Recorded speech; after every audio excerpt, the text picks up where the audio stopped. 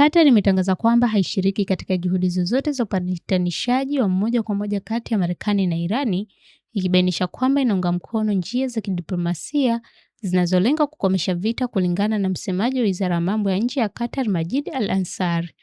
Kwa sasa hakuna juhudi za moja kwa moja za Qatar zinazohusiana na upatanishaji kati ya pande hizo mbili, Al-Ansari alisema wakati wa mkutano wa waandishi wa habari na kila wiki katika Wizara ya Mambo ya Nje, akieleza kwamba lengo la Qatar katika hatua ya sasa ni kuilinda nchi na kushughulikia hasara zinazotokana na mashambulizi mbalimbali ambayo imekabiliwa nayo.